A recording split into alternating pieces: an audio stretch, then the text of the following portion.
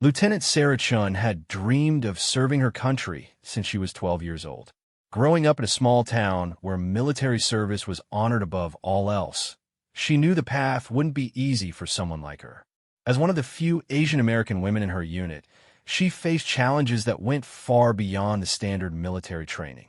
Fort Braxton was known for its tough reputation. The base housed some of the military's most elite units, and the culture there was old school in every sense of the word.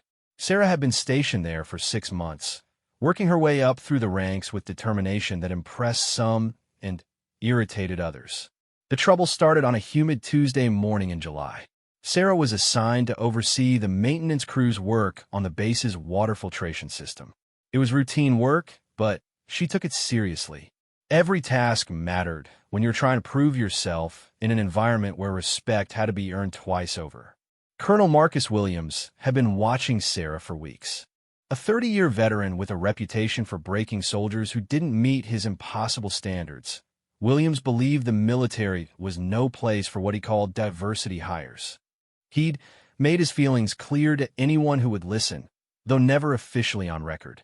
That morning, Williams approached Sarah while she was inspecting the filtration equipment. The maintenance area was tucked away from the main base activities, surrounded by industrial pipes and machinery that created a maze of metal corridors. Few people ventured into this section unless they had specific business there. "Lieutenant Chun," Williams called out, his voice carrying the authority of 3 decades in uniform. "I need to speak with you about your performance evaluation." Sarah straightened immediately, snapping to attention. She'd been expecting this conversation for weeks. Her performance reviews had been stellar, but she knew Williams had influence over her career trajectory that went beyond simple paperwork. "Yes, sir," she replied, maintaining perfect military bearing despite the knot forming in her stomach. Williams circled her slowly, like a predator sizing up prey. "I've been reviewing your file, Lieutenant. Very impressive on paper. Top of your class at the academy, commendations for leadership, stellar fitness scores." He paused, letting the words hang in the air. "But paper doesn't tell the whole story, does it?" Sarah kept her eyes fixed straight ahead. "I'm not sure what you mean, sir." "What I mean," Williams said, stepping closer, "is that real military service isn't about checking boxes or meeting quotas. It's about whether you can handle the pressure when everything goes wrong. It's about whether you belong here or if you're just taking up space that should go to a real soldier." The insult was barely veiled, but Sarah had heard worse. She'd learned to let such comments roll off her back, knowing that responding would only make things worse. "I believe my service record speaks for itself, sir." Williams laughed, a cold sound that echoed off the metal pipes surrounding them. "Your service record. Let me tell you something about service records, Lieutenant. They can be adjusted based on real-world performance. And for what I've seen, your real-world performance leaves a lot to be desired." This was news to Sarah. Every evaluation she'd received had been positive. Her commanding officers had praised her attention to detail, her ability to motivate troops under her command, and her quick thinking in difficult situations. But Williams clearly had a different perspective. "I'd like to know specifically what areas you feel need improvement, sir," Sarah said, maintaining her professional tone despite the growing tension. Williams moved to stand directly in front of her. "Respect, Lieutenant. Respect for authority, respect for tradition, and respect for the way things work around here. You seem to think that just because you have bars on your collar, you've earned a right to be here. But rank is just the beginning. Real respect comes from proving you can handle whatever gets thrown at you." Sarah felt the conversation shifting into dangerous territory, but military protocol demanded she stand there and take whatever Williams decided to dish out. The maintenance area felt even more isolated now, the sound of machinery creating a barrier between them and the rest of the base. "I understand the importance of respect, sir. I've always tried to demonstrate that in my service." "Tried," Williams repeated, emphasizing the word. "Trying isn't good enough, Lieutenant. In combat, trying gets people killed. I need to know that the officers under my command can handle pressure, can follow orders without question, and can put the mission above their own comfort." Williams walked over to the maintenance area's restroom facility, a small building that housed basic plumbing for the work crews. The building was old, with cracked concrete floors and industrial fixtures that had seen better days. "You see this facility, Lieutenant? This represents everything wrong with your generation's attitude toward service. You think you deserve comfortable accommodations, clean facilities, special treatment. But real soldiers make do with whatever they're given." Sarah wasn't sure where this was heading, but every instinct told her to be ready for anything. Williams had a reputation for unconventional training methods, though she'd never heard specific details about what that meant. "Real soldiers," Williams continued, "understand that sometimes you have to get dirty to get the job done. Sometimes you have to do things that test every limit you thought you had. The question is, Lieutenant Shun, are you a real soldier, or are you just playing dress-up in Daddy's uniform?" The reference to her father, a decorated Vietnam veteran who had died when Sarah was 16, hit her like a physical blow. Williams had clearly done his homework, researching her background to find the most effective way to get under her skin. "My father served with honor, sir," Sarah said, her voice tight with controlled emotion. "Your father," Williams said, "earned his place through blood, sweat, and sacrifice. The question is whether his daughter has what it takes to follow in his footsteps, or whether she's just riding on his reputation." Williams opened the door to the restroom facility and gestured inside. "I want you to inspect this facility, Lieutenant. Give me a detailed report on its condition and any necessary improvements." Sarah looked through the doorway. The restroom was clearly in poor condition, with stained fixtures and a strong odor that suggested serious maintenance issues. But it was a routine inspection request, the kind of task she'd performed dozens of times. "Yes, sir," she said, stepping inside to begin her assessment. What Sarah didn't notice was the way Williams positioned himself in the doorway behind her, blocking her exit. She didn't see the calculating look in his eyes or the way he checked to make sure they were completely alone. As she bent down to examine the plumbing connections near the floor, Williams made his move. The confrontation that followed would change everything for both of them and send shockwaves through the entire base command structure. The maintenance area, with its maze of pipes and machinery, suddenly felt less like a workplace and more like a trap. And Sarah Chun, decorated officer and daughter of a war hero, was about to face the greatest test of her military career in the most unexpected and degrading way possible. Sarah was examining the corroded pipe fittings when she heard Williams step into the small restroom behind her. The space immediately felt more cramped, more threatening. She straightened up and turned around, expecting to discuss her preliminary findings about the facility's condition. Instead, she found Williams standing uncomfortably close, his bulk filling the narrow space between her and the door. His expression had changed from professional disapproval to something darker, more personal. "Find anything interesting, Lieutenant?" he asked, but his tone suggested he wasn't really interested in her inspection results. "The plumbing needs significant work, sir. The pipes show signs of corrosion, and the ventilation system isn't adequate for proper air circulation," Sarah reported. "Try to maintain normal protocol despite the increasingly uncomfortable situation." Williams nodded slowly, as if considering her words. "Interesting.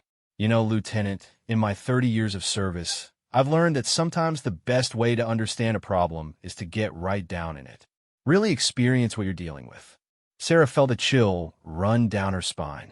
Something in Williams' tone suggested this conversation was heading somewhere far from routine maintenance reports. "I think I have enough information to write a comprehensive report, sir," she said, taking a small step toward the door. Williams didn't move. "Oh, but I don't think you do, Lieutenant. I don't think you really understand what it means to deal with difficult conditions. See, your generation of soldiers has had it too easy. Climate-controlled barracks, modern facilities, all the comforts of home. But real warfare isn't comfortable. Real military service means doing whatever it takes to complete the mission, no matter how unpleasant." The knot in Sarah's stomach tightened. She'd heard stories about Williams' unconventional training methods, but Those had always seemed like exaggerated rumors spread by disgruntled soldiers. "I understand the importance of adapting to difficult conditions, sir," she replied, keeping her voice steady. "Do you?" Williams asked, moving closer. "I don't think you do. I think you're used to being treated with kid gloves because of your father's reputation, because of diversity quotas, because of politics. But politics don't matter in the field, Lieutenant. In the field, only strength matters. Only the ability to do what needs to be done."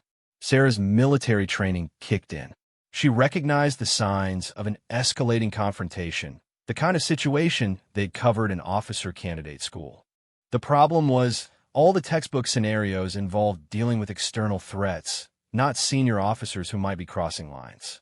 "Sir, if you have concerns about my performance or readiness, I'd be happy to address them through proper channels," she said, trying to inject authority into her voice despite the disadvantageous position she found herself in. Williams laughed again, that same cold sound that had echoed through the maintenance area. "Proper channels. You want to know what I think about proper channels, Lieutenant? I think they're for people who can't handle real-world situations. I think they're for people who need bureaucracy to protect them because they can't protect themselves."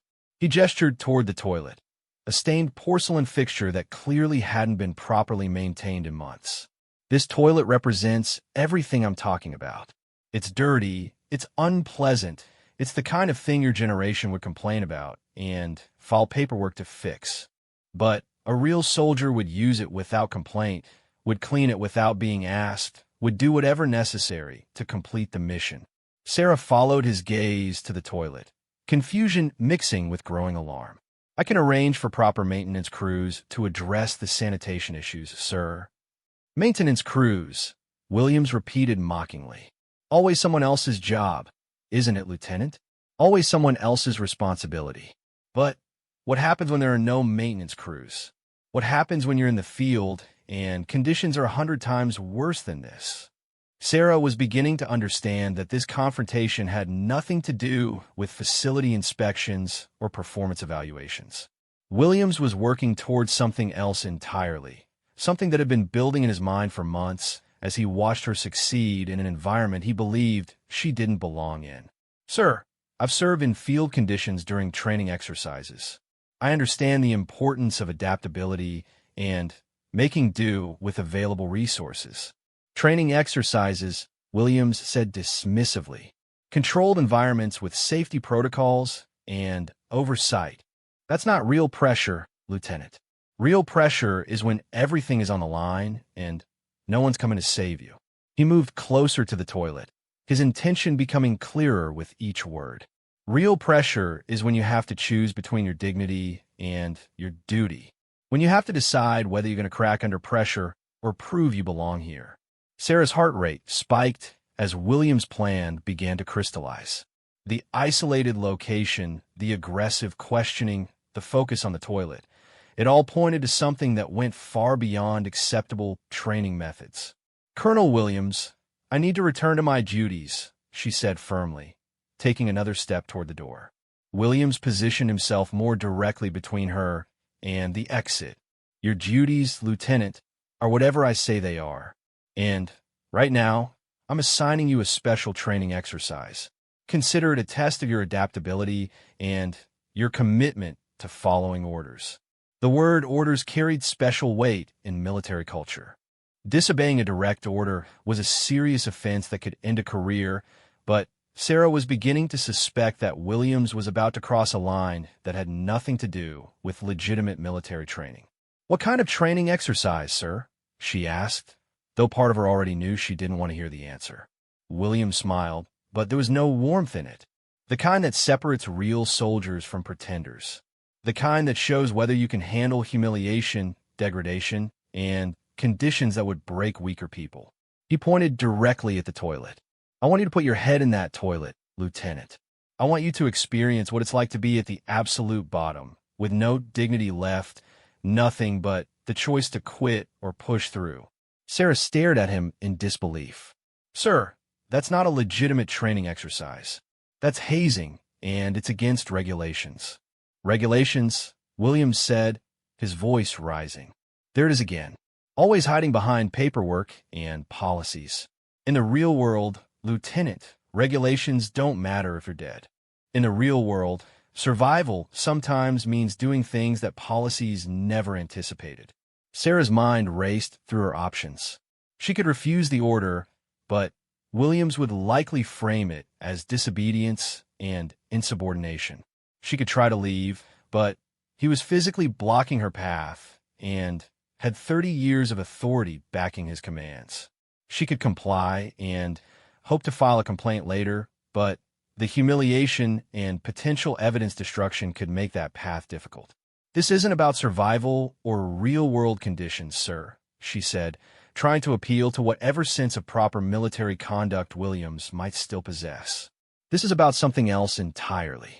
Williams' expression darkened. "You're right, Lieutenant. It is about something else entirely. It's about whether the military is going to be taken over by people who think they deserve special treatment, or whether it's going to remain strong by maintaining the standards that made it great." He stepped closer, his voice dropping to a harsh whisper. "Your father understood those standards. Your father knew that sometimes you have to prove yourself in ways that aren't pleasant or fair. The question is whether his daughter has inherited any of his strength, or whether she's just another entitled officer who thinks rank comes without sacrifice." The mention of her father again was clearly calculated to manipulate her emotionally, to make her compliance seem like a way to honor his memory. But Sarah had spent years learning to separate her father's legacy from other people's attempts to use it against her. "My father would never have asked anyone to degrade themselves for his amusement," she said quietly. William's face flushed with anger. "His amusement? You think this is about amusement? This is about finding out what you're made of, Lieutenant. This is about discovering whether you can handle the worst possible conditions and still function as a soldier." The small restroom felt like it was closing in around them. The stained walls, the broken fixtures, the oppressive atmosphere. Everything seemed designed to make Sarah feel small and powerless.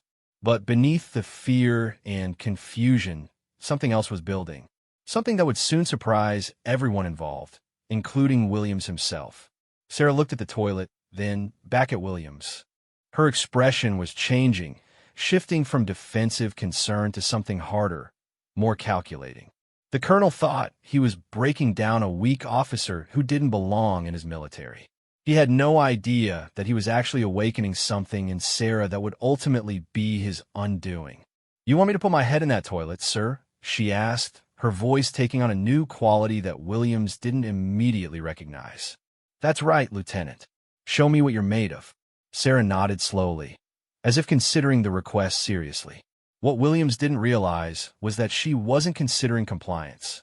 She was considering something else entirely, something that would transform this moment of intended humiliation into the beginning of his own downfall.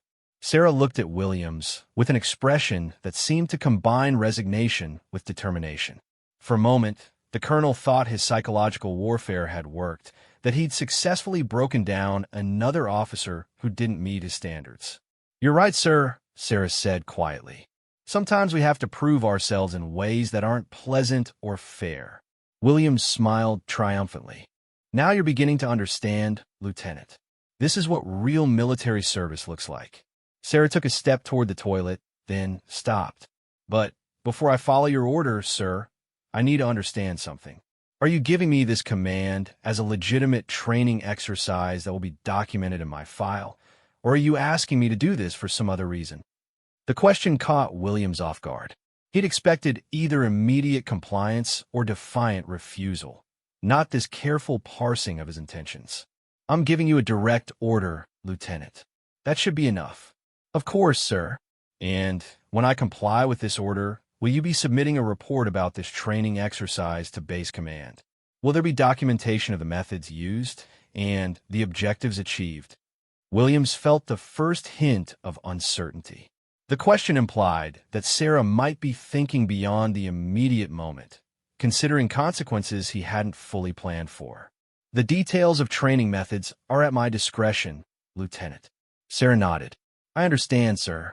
So this training exercise will be conducted without oversight, without documentation, and without any witnesses except the two of us. Is that correct? The way she phrased it made Williams realize how his actions might look to outside observers, but he was too committed to the confrontation to back down now. That's correct. Sometimes the most effective training happens outside formal structures. I see. Sarah appeared to consider this for a moment. In that case, sir, I need you to understand something before we continue. She reached into her pocket and pulled out her smartphone, a device Williams hadn't noticed her carrying.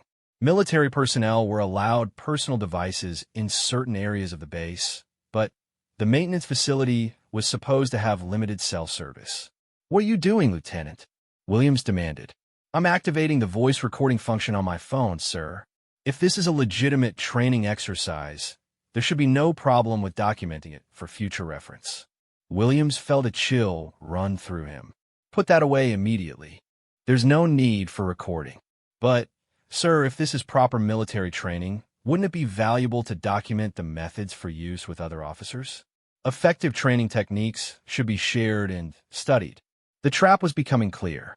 Williams realized that Sarah had maneuvered him into a position where his true motivations were exposed. If he insisted the exercise was legitimate training, documentation would be appropriate. If he demanded no recording, it suggested his intentions were improper. Lieutenant Shun, you'll put that device away and follow my orders without question. Of course, sir. But I want to make sure I understand the chain of command here. If this training exercise results in injury or psychological trauma, who will be responsible for explaining the methods to medical personnel or counselors? Williams was beginning to understand that the young officer he thought he was intimidating had been thinking several steps ahead of him. Every question she asked exposed another aspect of his plan that wouldn't survive scrutiny. There will be no injury or trauma. This is about mental toughness and adaptability. Excellent, sir. Then, you won't mind if I record your explanation of how forcing an officer to place her head in a toilet builds mental toughness. I'm sure other commanders would be interested in learning about these innovative training methods. The word forcing hit Williams like a slap. He hadn't explicitly forced anything yet, but the implied threat and his position blocking the door certainly constituted coercion. You're overthinking this, Lieutenant. Sometimes training requires uncomfortable situations. Absolutely, sir. Like combat training, survival exercises, endurance tests, all of which are conducted under proper protocols with safety measures and clear objectives. Sarah's voice remained respectful, but her words were surgical in their precision. Could you explain how this particular exercise fits into established training doctrine? Williams realized he was losing control of the situation. What had started as his attempt to humiliate and break down a junior officer was turning into something very different. Sarah's calm questioning was exposing the fundamental illegitimacy of his demands. Lieutenant, you are dangerously close to insubordination. Not at all, sir. I'm simply trying to understand the parameters of the training exercise you've assigned. For instance, if I comply with your order, what specific military skills will be demonstrated or improved? The question hung in the air between them. Williams couldn't provide a legitimate answer because there wasn't one. His demand had nothing to do with military training and everything to do with his personal prejudices and desire to humiliate someone he didn't think belonged in uniform. The skill being tested is obedience to authority, Williams said finally. I see. And is there a regulation or manual that outlines toilet-based obedience training? I'd like to reference it in my report. Williams felt sweat beginning to form on his forehead. Not everything in military training comes from a manual, Lieutenant. True, sir. But everything in military training should serve a legitimate purpose and follow basic principles of dignity and respect for personnel. Could you help me understand how this exercise meets those standards? The young officer's questions were relentless, each one designed to expose another flaw in Williams' justification. He was beginning to realize that Sarah Chun was not the weak, easily intimidated soldier he had assumed her to be. Lieutenant, are you refusing to follow a direct order? Not at all, sir. I'm gathering information to ensure I understand the order completely and can execute it properly. After all, following orders effectively requires understanding their purpose and context. Sarah held up her phone, which was still recording. For the record, sir, could you state clearly what you're ordering me to do and why this action serves legitimate military training objectives? Williams stared at the recording device, realizing that anything he said would be preserved permanently. If he stated his demand clearly, it would be obvious evidence of harassment and abuse of authority. If he refused to clarify, it would undermine his claim that this was a legitimate order. Turn off that recording device, Lieutenant. That's a direct order. Sir, are you ordering me not to document a training exercise? That seems unusual. Most training is extensively documented for evaluation and improvement purposes. Williams felt the walls closing in around him. Every word Sarah spoke was technically respectful and professionally appropriate, but collectively they were dismantling his authority and exposing his true intentions. You're playing games, Lieutenant. Not at all, sir. I'm taking this training exercise very seriously. So seriously that I want to make sure it's conducted properly and can serve as an example for other officers who might benefit from similar experiences. Sarah took a step closer to Williams. Her posture still military correct, but her eyes showing a steel he hadn't noticed before. Unless, of course, this isn't actually a training exercise. Unless this is something else entirely, something that couldn't survive documentation or scrutiny. Williams felt the balance of power shifting beneath him. The isolated location he'd chosen to ensure privacy was now working against him. The junior officer he'd planned to humiliate was systematically exposing the illegitimacy of his actions. And, worst of all, she was doing it while maintaining perfect military protocol, giving him no grounds to claim insubordination. Colonel Williams, Sarah continued, her voice taking on new authority, I think we both know what this really is. The question now is what you want to do about it. For the first time in the confrontation, Williams found himself speechless.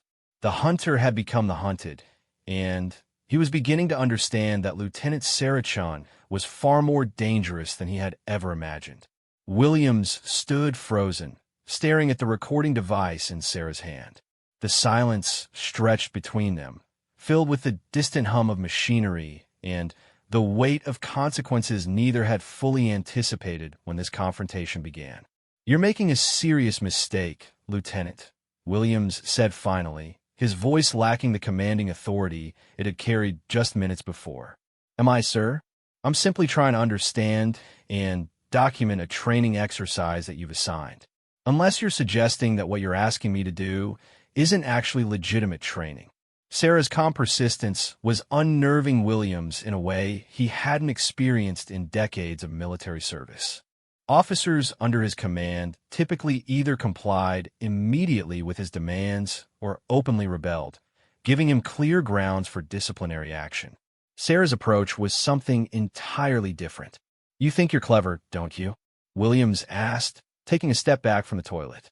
You think you can manipulate the situation with your recording and your questions. I think I'm being thorough, sir. The same attention to detail that you noted in my performance file. The same careful analysis that my father taught me before he died serving this country. The mention of her father was deliberate. Sarah was reminding Williams that her military heritage ran deeper than his prejudices, that her presence in uniform was earned rather than granted as a favor. Williams felt his anger rising again, but now it was mixed with something else, genuine concern about his own position. Your father was a real soldier. He wouldn't have hidden behind regulations and recordings when given a direct order. You're right, sir. My father wouldn't have hidden behind anything. He would have faced the situation directly and honestly. Sarah met Williams' gaze steadily. He also wouldn't have used his authority to humiliate junior officers for personal satisfaction. The accusation hung in the air like a challenge. Williams could deny it, but they both knew what this confrontation was really about.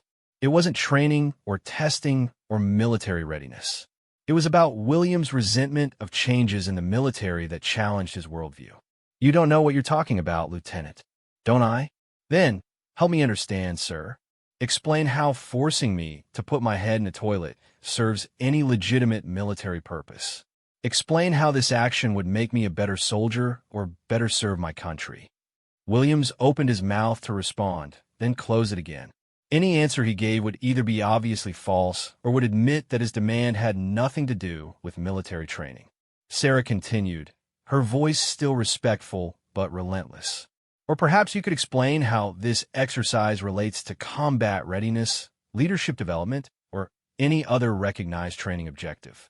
I'm genuinely curious about the military theory behind her methods.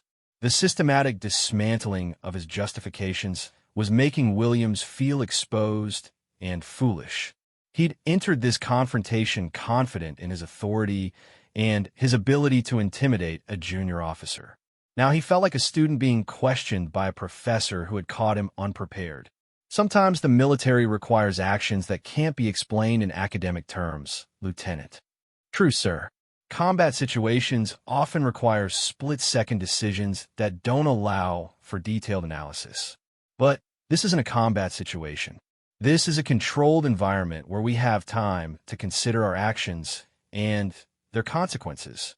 Sarah paused, letting the implications sink in, which makes me wonder why you would choose to use this time and this environment for something that serves no clear military purpose.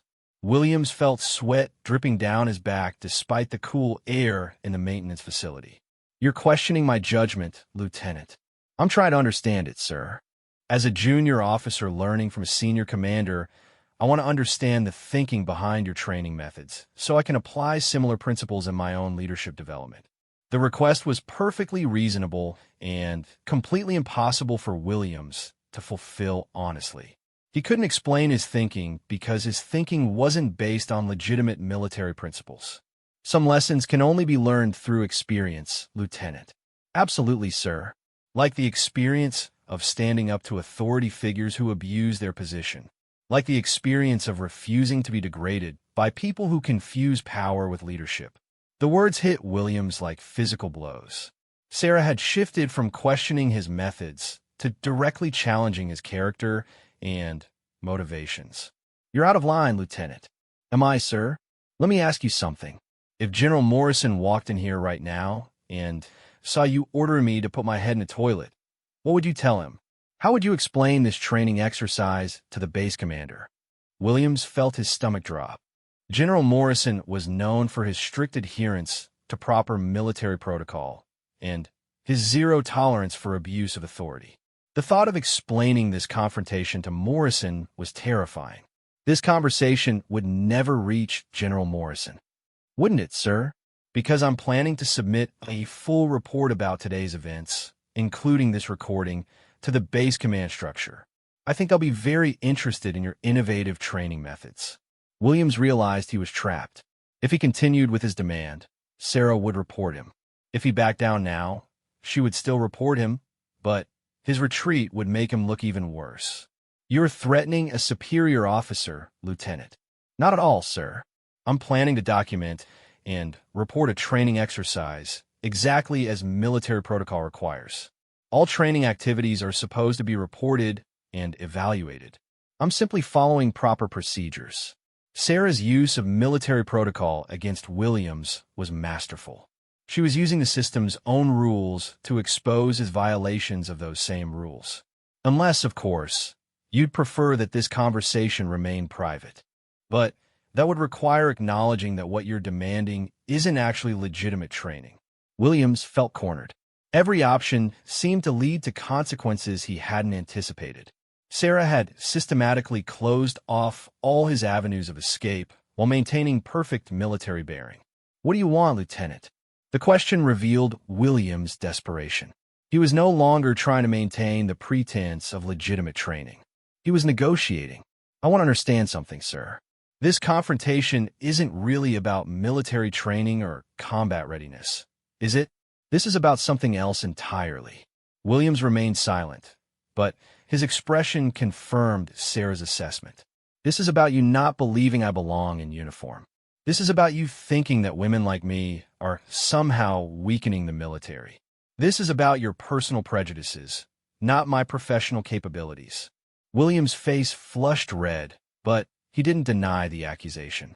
The irony, sir, is that this confrontation has proven exactly the opposite of what you intended. Instead of showing that I can't handle pressure, you've demonstrated that I can think clearly under stress, maintain protocol in difficult situations, and stand up to abuse of authority. Sarah moved closer to Williams, her posture confident rather than defensive. You wanted to know what I'm made of, Colonel. Now you know. The question is, what are you going to do with that information? Williams looked around the small restroom, at the stained toilet that had been central to his plan, at the recording device that had documented his failures, at the young officer who had outmaneuvered him completely. For the first time in 30 years of military service, Colonel Marcus Williams had no idea what to do next. The confrontation had reached its turning point, but the resolution would depend on choices that neither officer had anticipated when this encounter began. Williams stood in the cramped restroom, his 30 years of military authority crumbling around him like poorly constructed walls under enemy fire. The weight of his position, his reputation, and his future pressed down on him as Sarah waited for his response. "You've made your point, Lieutenant," he said finally, his voice barely above a whisper. "Have I, sir? Because I'm not sure we're understanding each other yet." Sarah kept the recording device visible, a constant reminder of the permanent nature of this conversation. "You see, Colonel, this situation tells me something important about the culture on this base. If a senior officer feels comfortable trying to humiliate a junior officer in this way, it suggests this isn't an isolated incident." Williams felt his blood run cold. "What are you implying, Lieutenant?" "I'm not implying anything, sir. I'm stating directly that I intend to find out how many other officers have been subjected to your training methods. I'm going to investigate whether this base has a systematic problem with abuse of authority." The threat was clear and devastating. Williams knew there had been other incidents, other confrontations where he'd pushed boundaries and tested officers he didn't think belonged in the military. He'd always been careful to target people who were unlikely to report him or who lacked the political connections to make complaints stick. But Sarah was different. "Lieutenant, I think you're overreacting to what was simply a misunderstanding about training procedures." Sarah smiled, but there was no warmth in it. "A misunderstanding? Sir, you explicitly ordered me to put my head in the toilet. You blocked my exit from his facility. You made it clear that this demand had nothing to do with legitimate military training. That's not a misunderstanding. That's abuse of authority and harassment." Williams tried one last desperate gambit. "Your word against mine, Lieutenant. A junior officer with a history of complaints against a decorated colonel with 30 years of service." "What history of complaints, sir? My record is spotless, and you know it. But more importantly, it's not just my word anymore." Sarah held up the recording device. "It's your word, captured on audio, admitting that you ordered me to degrade myself for reasons that have nothing to do with military training." The recording had trapped Williams completely. His own words would convict him more effectively than any accusation Sarah could make. "What do you want, Lieutenant?" Williams asked again, this time with complete defeat in his voice. "I want several things, Colonel. First, I want you to acknowledge that what you attempted here was wrong and had nothing to do with legitimate military training." Williams hesitated, knowing that any admission would be captured on the recording. "Second," Sarah continued, "I want you to provide me with the names and contact information for every officer you've subjected to similar training exercises over the past 5 years." Williams' face went white. "I can't do that." "You can and you will, sir. Because the alternative is me taking this recording directly to General Morrison and letting him conduct a full investigation into your methods. I suspect he'll be very thorough in his inquiry." The mention of Morrison again made Williams' knees feel weak. The base commander had made his position on abuse clear in multiple briefings. There would be no tolerance, no second chances, no consideration for past service records.